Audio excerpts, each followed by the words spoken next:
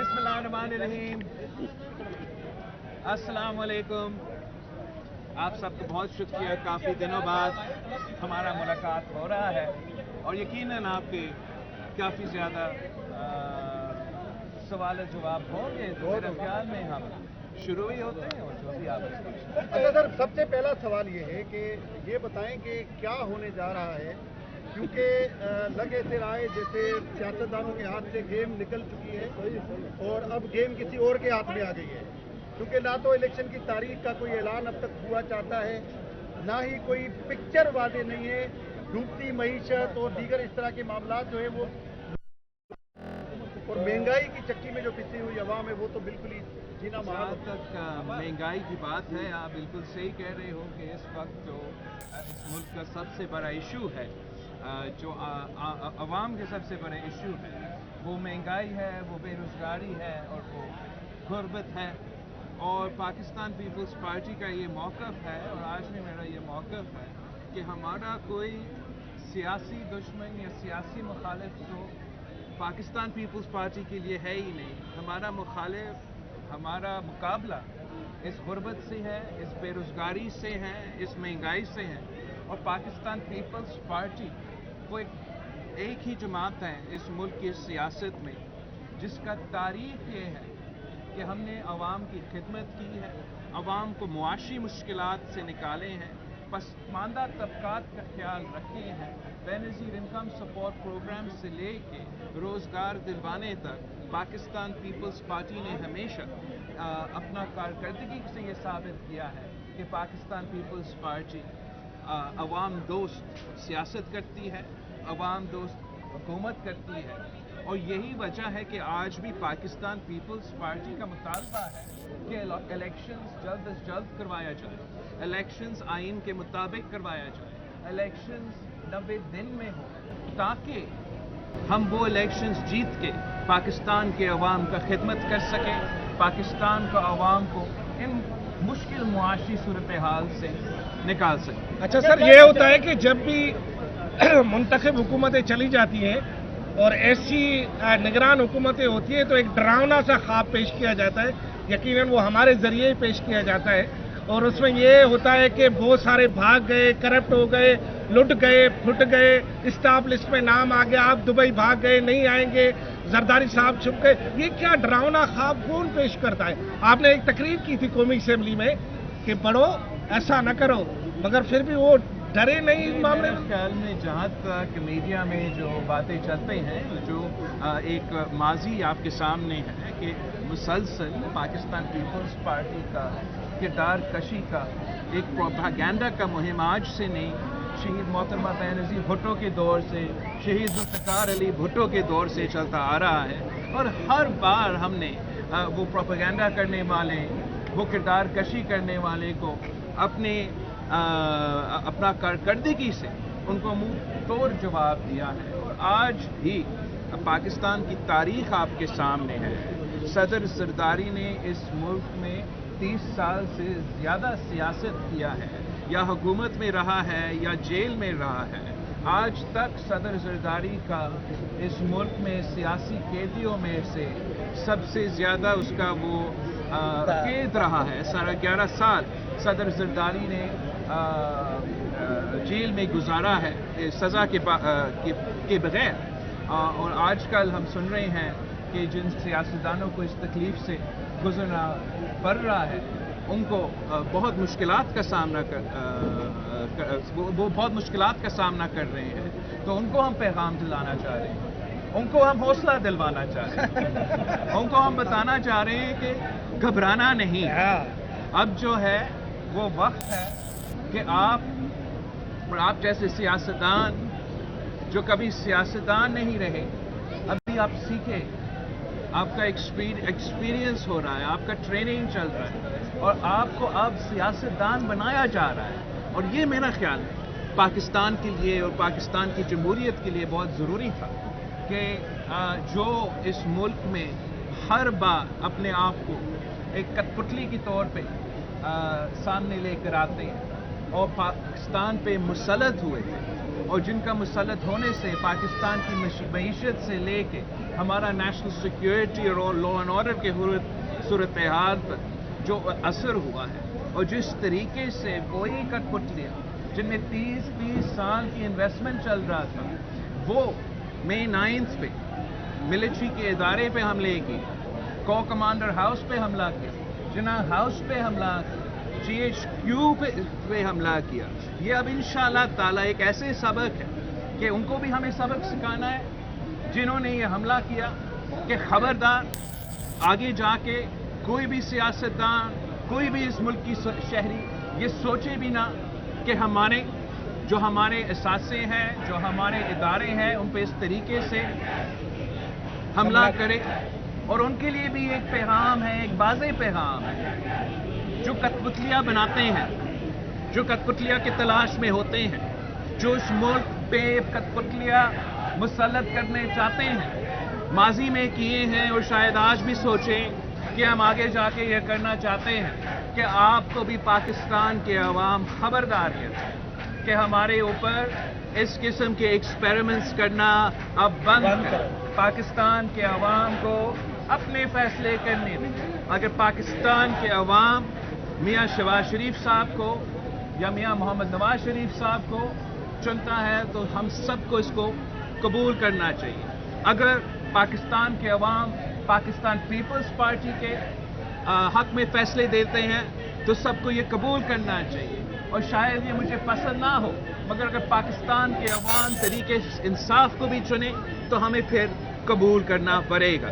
یہ بتا دیں بلال صاحب، فضل الرحمان صاحب کے بقول کے پیپلز پارٹی آپ کی وجہ سے انتخابات کا شکار ہوئے، تو کیا پوری تھی تو ایک دم میں مولانا فضل الرحمان صاحب ایک بہت ہی سینئر سیاستدان ہیں، اور میں مولانا فضل الرحمان صاحب کو کے جو بیانات ہیں اور اس ایپیسوڈ پہ جو اس کا ایک سٹیٹمنٹ ہے، اس پہ میں زیادہ ڈیٹیل میں تو نہیں جانا چاہوں گا، مگر آپ کو اتنا بتانا چاہوں گا کہ پاکستان پیپلز پارٹی پہلے بھی الیکشنز کے لیے تیار تھے.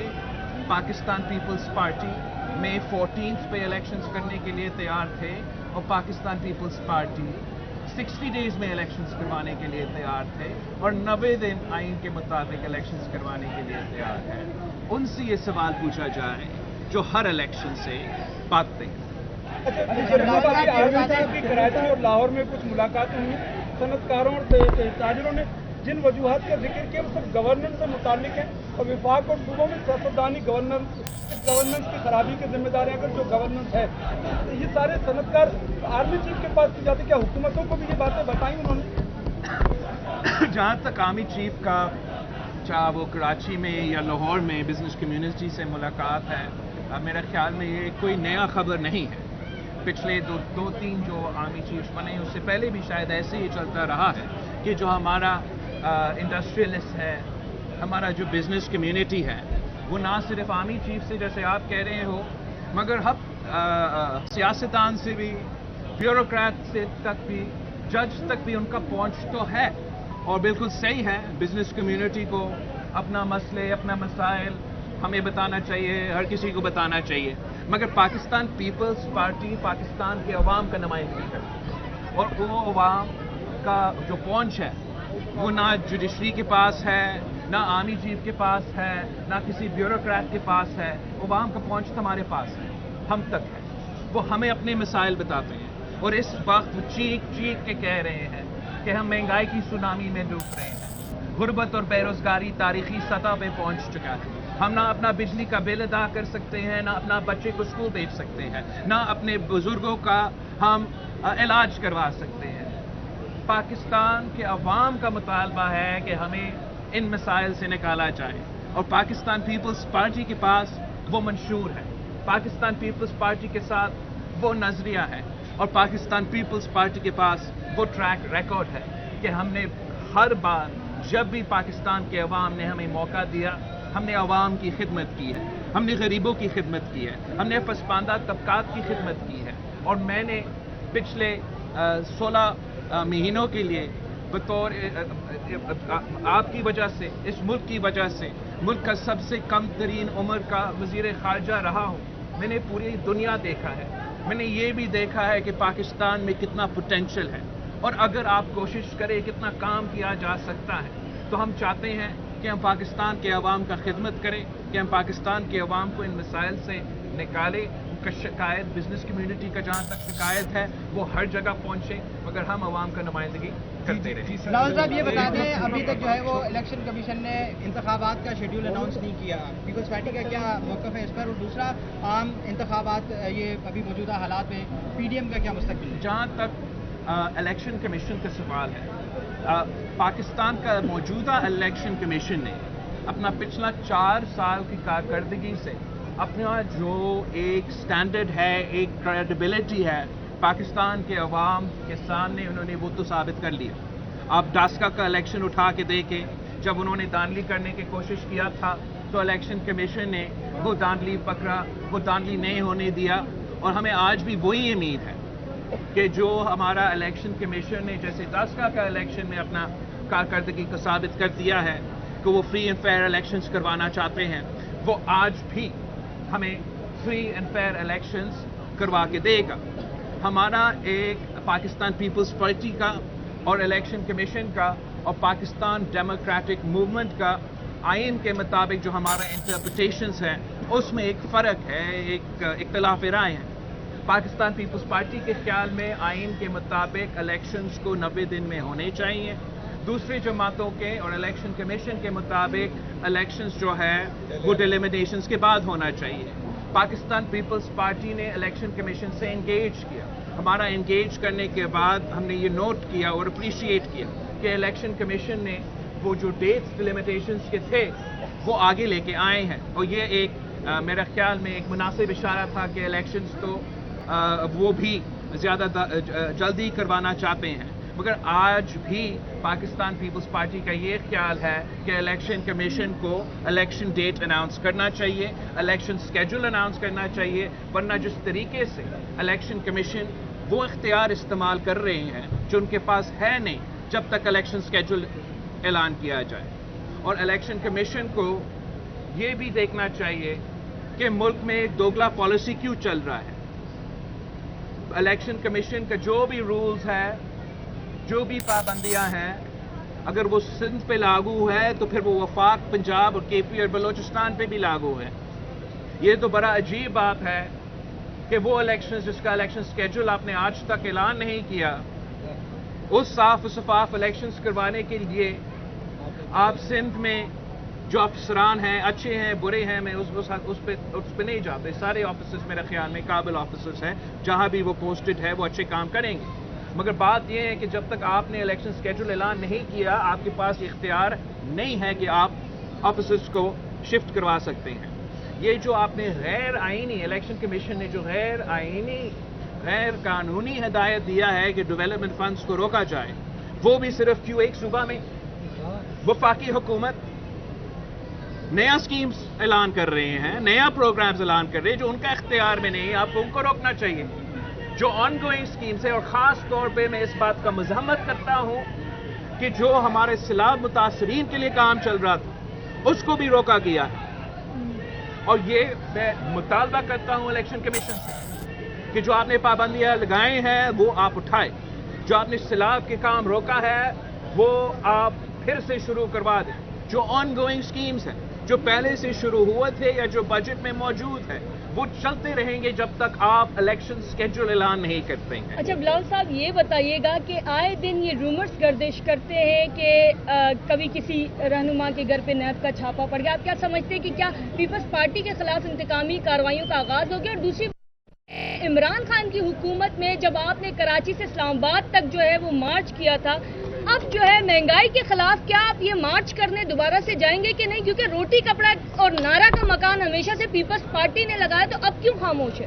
एक तो जहाँ तक इलेक्शन कमीशन का रोल है, मैं एक बार फिर रेटरेट करना चाहूँगा कि इलेक्शन कमीशन को अपना दोगला निज़ाम को रजू करना चाहिए, और जो सिलसिला सलूक सिंध के साथ, सिंध के इंतज़ामिया के साथ और सिंध का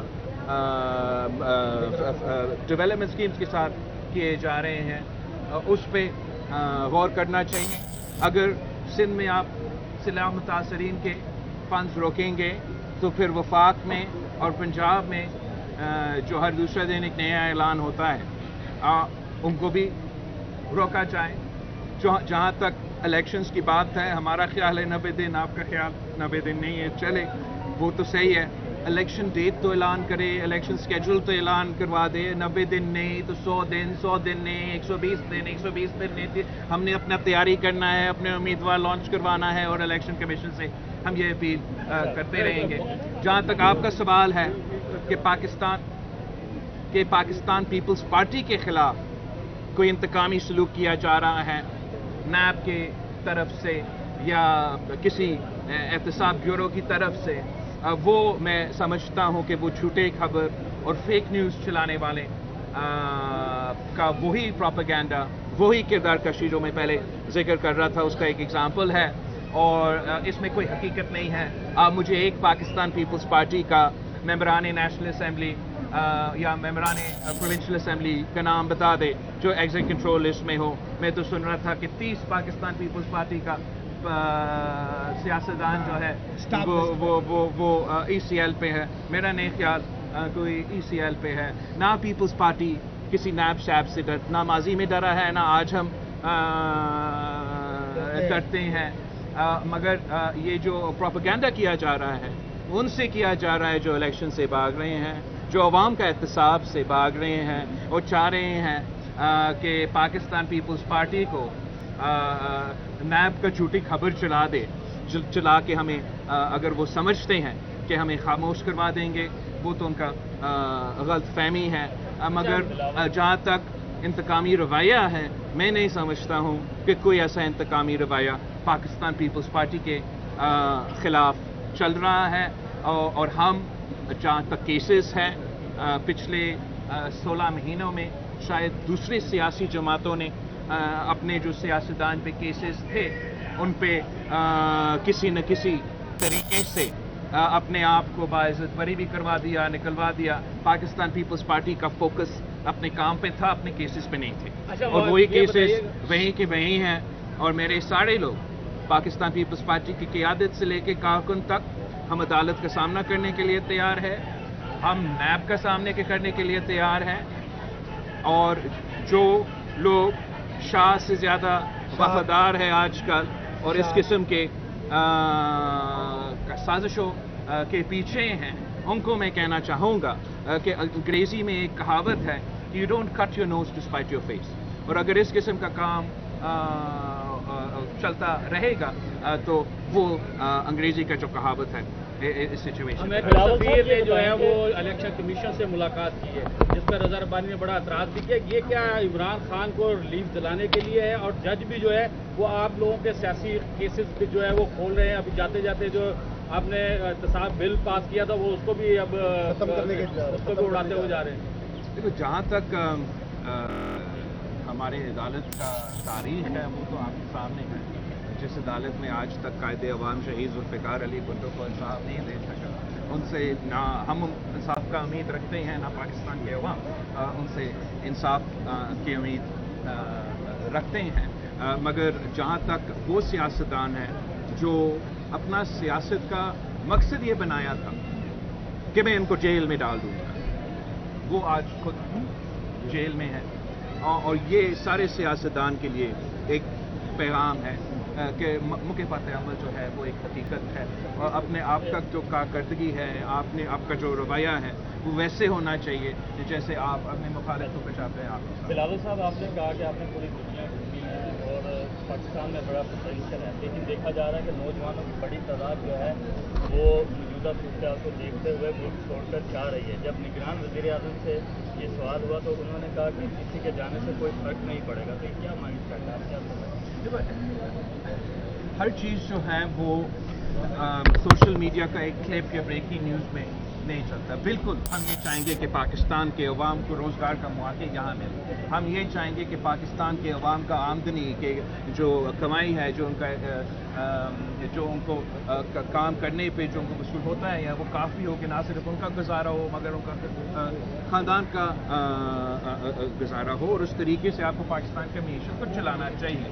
مگر ایسے ممالک کے لیے جس کا 60% پاپولیشن 30 سال کی عمر سے کم ان کے لیے آج کل دنیا میں ایک اپرچونٹی پیدا ہو رہا ہے، اور میرا یہ کوشش رہا ہے بطور آپ کا وزیر خارجہ، اور اگر ہمیں یہ موقع ملا آگے جا کے اس پہ ہم ڈبل کام کریں کہ ان ممالک کے لیے جس کے پاس یوتھ بلج ہے، ان کے پاس یہ موقع ہے کہ چین جیسے ممالک کا بہت بڑا پاپولیشن ہے، مگر وہ پاپولیشن بزرگ ہوتا جا رہا ہے، اور ان کا نوجوانوں کا جو تعداد ہے وہ اپنے بزرگوں کا ہے وہ پورا نہیں کر سکتے۔ یورپ میں بہت ایسے ممالک ہیں جہاں جو بزرگوں کا تعداد ہے وہ بہت زیادہ ہے اور نوجوانوں کا تعداد بہت کم ہے۔ یہ ہمارا جو انڈو پیسیفک کنٹریز میں جیسے جاپان ہے، وہاں سالانہ وہ 4 ملین انڈیویجولز کی تلاش میں ہے کہ وہ آئے اور جاپان میں کام کرے، اس لیے ان کا جو بزرگوں کا پاپولیشن ہے وہ بہت زیادہ ہے، نوجوانوں کا پاپولیشن ہے وہ بہت کم ہے۔ تو ہمارا یہ کوشش اس چیز کے ساتھ ساتھ کہ پاکستان میں روزگار کے مواقع پیدا ہو، اس چیز کے ساتھ ساتھ کہ نہ صرف وہ روزگار کے مواقع پیدا ہو مگر ان روزگار کے مواقع سے آپ کو وہ تنخواہ ملے جسے گزارا ہو سکے، اس کے ساتھ ساتھ ہم اپنے نوجوانوں کو وہ سکلز دلوانا چاہتے ہیں، چاہے وہ ٹیکنیکل سکلز ہو یا ایڈوانس سکلز ہو یا لینگویج کی سکلز ہو، تاکہ ان کو بھی وہ موقع مل سکے کہ یہ مختلف ممالک میں جا کے اس موقع کا فائدہ اٹھاتے ہوئے نہ صرف اپنا روزگار وہاں کرے مگر پاکستان کا نمائندگی وہاں کرے، پاکستان کی معیشت کو اس طریقے سے کنٹریبیوٹ کرے۔ تو دونوں چیزیں جو ہیں، دونوں چیزوں پہ ہم کام کرنا چاہتے ہیں۔ شکریہ۔